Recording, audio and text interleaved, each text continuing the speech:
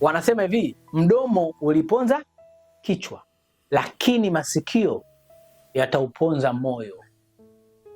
Sasa kanuni ya 10 kati ya kanuni 10 za mapenzi, na ndo kanuni ya mwisho, inasema ni kanuni ya sikio la kufa.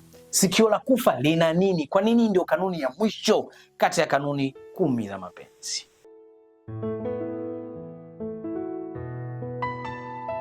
Kubali ukweli, acha kujitutumua. Wakati mwingine wewe unajiambia kabisa ukweli kwamba kutokana na kanuni ya kwanza, ya pili, ya tatu mpaka kanuni ya 9 niloiona, huyu mtu hastahili kuwa mwanaume wangu ama hastahili kuwa mwanamke wangu. Unajiambia hivyo, lakini kwa sababu sikio lako limekufa, unakosa kukubali huo ukweli wa unaojiambia, unakosa kukubali ukweli wa wazi unaojua. Unaanza kujiambia kwamba anafaa huyo, unaukataa ukweli, na unaweza ukatafuta excuse, sababu zozote za kukataa ukweli ili tu ufanikishe unachokitaka. Sasa nilisema mdomo unaponza kichwa, masikio yanaponza moyo. Unajisikia huyo mtu hakufai, ila unakataa huo ukweli unaojisikia, unajifanya wewe ndio sikio la kufa, unaingia katika mahusiano. Nini kinatokea? Maumivu. Hayo ndio matokeo ya kujitia una sikio la nini? Sikio la kufa. Pengine sio wewe tulojiambia, hata wakubwa zako wanakwambia, mwanangu usifanye hichi kitu, mwanangu yule hakufai, mwanangu fanya hivi ili uwe na mahusiano bora, mwanangu zungumza na mwenzako. Wakati mwingine sio tu kwenye sehemu unaoingia na mwenzako, lakini wakati mwingine hata machangamoto yanazotokea, kuna namna watu wanakushauri jinsi ya kuendea changamoto ili kutatua migogoro, lakini unajifanya tunajuana wenyewe, tuacheni wenyewe, hamna mwalimu wa mapenzi, hakuna mwalimu wa mapenzi. Unajitia amnazo, unajitia zero brain.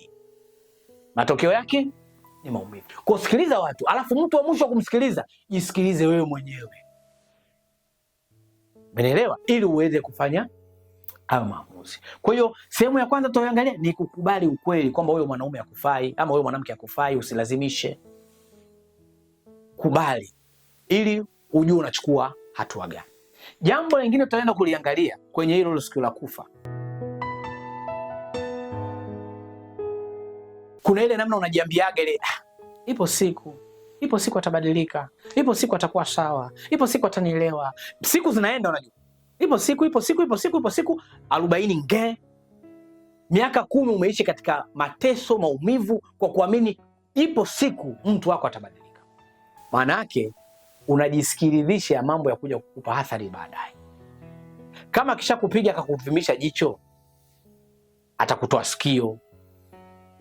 Kwa lazima usiishi kwa matumaini. Ishi kwa mikakati na mipango. Na hii itakutia katika ulemavu wa kusema kwamba ukakosa kuona uhalisia, ama ndio hii ukakosa kukubali ukweli kwa kuamini matumaini yako ni bora kuliko ukweli wa sasa. Kwamba okay, sasa hivi ananipiga lakini baadaye ataniletea ua. Okay, sasa hivi anipenda lakini baadaye atanipenda. Kwa hiyo kutakutia pia upofu wa kutoona hivi sasa, uona tazama baadaye. Yaani maisha unaishi sasa hivi lakini unataka kuishi baadaye, wakati baadaye hata hujafikia. Ushanifahamu? Kwa hiyo utakosa kusikia vizuri. Sehemu nyingine tutakayoangalia, sehemu ya tatu tunaangalia ni usikivu. Msikilize mwenzako anachokwambia. Napenda hiki, sipendi hiki. Msikilize. Sitaki hiki. Msikilize, usijitie sikio la kufa. Ushakatazwa pombe mara kibao, mtoto bado ukubali. Ushakatazwa marafiki au wabaya, uelewe. Ushakatazwa mavazi mabaya, uelewe. Ushakatazwa kuishi vibaya na watu, uelewe. Ushakatazwa matusi na ugomvi, uelewe. Ushakatazwa umalaya mwanaume, uelewe. Mwanaume ushakatazwa kufanya hivi, uelewe. Ushafundishwa hichi na mwenzako, uelewe. Umuelewe mwenzako. Sasa usipokuwa msikivu kwa mwenzako, usipomsikiza mwenzako anachopenda, anachotaka, kuna haja gani yeye kuendelea na wewe? Kwa hiyo usijizibe pamba ama usijiweke pamba masikioni. Msikilize mwenzako.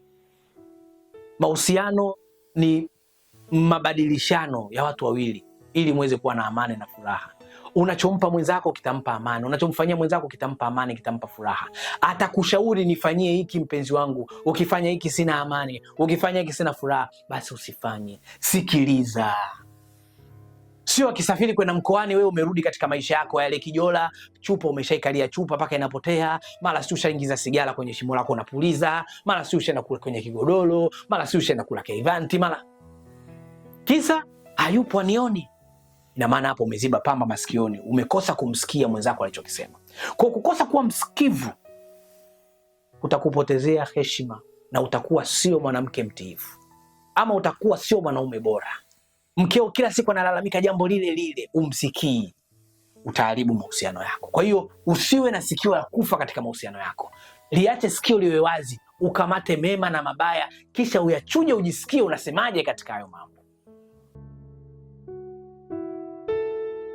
Pengine hujafundwa wewe, hujachezwa wewe, basi penda kusikiliza waliokutangulia ama waliokuzidi. Yoyote anayekuja kwako kukufundisha namna bora ya kuishi katika ndoa ama kuishi katika mahusiano ama kumfanyia mwanamke wako vizuri ama kumfanyia mwanamume wako vizuri, msikilize, usimpuuze. Kwa hiyo amini kwamba haijalishi utafanya mazuri mangapi, bado pia mwanamke anaweza akakuacha ama mwanaume anaweza akakuacha. Sasa akikuacha usijisikie vibaya kwamba ina maana yote niliyofanya bado kaniacha. No. Maana yake hakukustahili wala hakustahili hayo mazuri yako. Na ndio maana Mungu kamuondoa katika maisha yako, kwa sababu anajua unachostahili ni bora zaidi ya hiko unachokipata kwa huyo mtu. Kwa ukimpata mwingine usikate tamaa, endelea kufanya mambo mazuri. Wanasema kila siku ubaya huwezi kufuta mazuri hata siku moja. Yaani tikisa mtu kufanya vibaya eti na wewe ndio uwe mbaya. Hapana, uzuri wako utabaki pale pale. Hata yeye mwenyewe atakapoondoka atasema no, nishawahi kufanya makosa kumwacha mwanamke fulani, nishawahi kufanya makosa kumwacha mwanaume fulani. Kwa sababu mazuri yako yatabaki kuwa mazuri, hayataharibiwa na ubaya wa wengine. Kwa leo hii usichoke kufanya mambo mazuri eti kwa sababu unasema utaachwa utatoka kufanya mazuri. No, fanya kama sehemu yako ya maisha. Kwa hiyo jambo la tatu tuliangalie mafundisho. Fata mafundisho ya watu waliokuzidi, watu wenye maarifa zaidi, ili uzidi kujiongezea maarifa. Mahusiano ni sehemu yetu ya maisha, hatuwezi kuikimbia. Sio, ushanielewa? Kanuni 10 za mapenzi zote nilizozifundisha naomba ukazisikilize. Yote niliyofundisha naomba unisikilize. Usijizime data ukajisikia una sikio la kufa. Nisikilize ili uweze kunielewa. Na mwisho kabisa,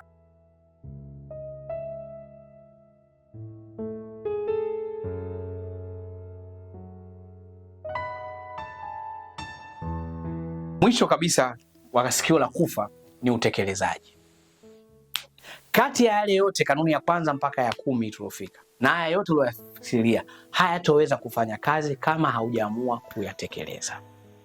Anza kutekeleza yote nilokufundisha. Kuanzia hizi kanuni 10 mpaka video zangu nyingine zote nilizokufundisha. Tekeleza. Wanasema imani bila matendo imekufa. Kwa hiyo huwezi kupata matokeo kama hautakuwa mtekelezaji. Unaweza kuwa msikilizaji mzuri wa mafundisho yangu, lakini huyafanyii kazi, then huwezi kuona matokeo. Sawa sawa? Sasa kwa sababu hii ni episode yetu ya mwisho, nataka nikukumbushe tu kwamba kanuni ya kwanza mpaka ya 10 zilikuwa zinazungumza kuhusiana na nini kwa ufupi sana, ili tuweze kufunga somo letu vizuri. Kanuni ya kwanza tulizungumza na swala zima kanuni ya kujitambua. Tumeongea kwa kirefu, unaweza ukaitazama kanuni ya kwanza ili kuiangalia vizuri. Kanuni ya pili ni kwa nini. Tulizungumza hii kanuni ya pili ya kwa nini.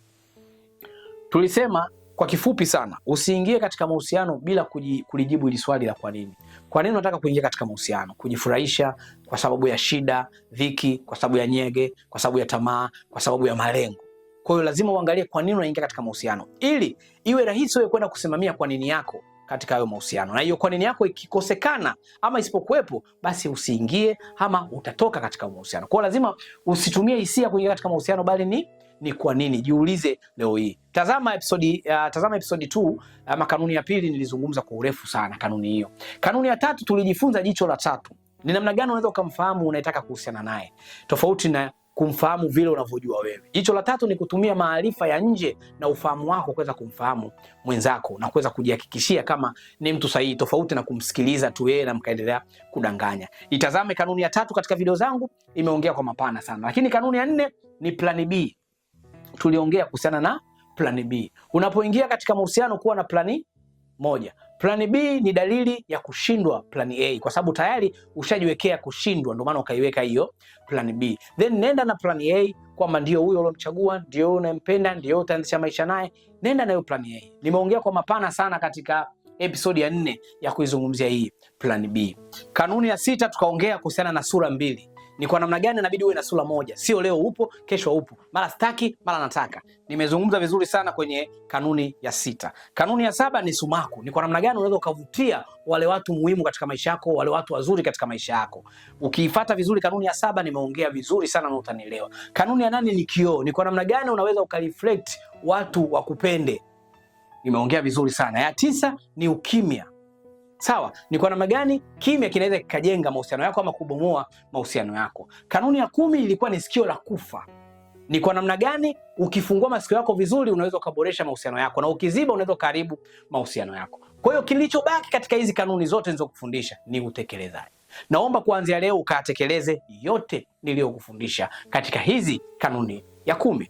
Mimi nikuage tu, na huu ndio mwisho wa somo letu la kanuni 10 za mapenzi. Nikuage kwa sasa, tukutane katika somo jipya. Litakuwa ni lipi? Baki na mimi katika channel yangu hii ya Mbeki TV, subscribe ili twende pamoja kuanzia sasa. Tuendelee kujifunza. Somo la kanuni 10 za mapenzi ndio limekwisha.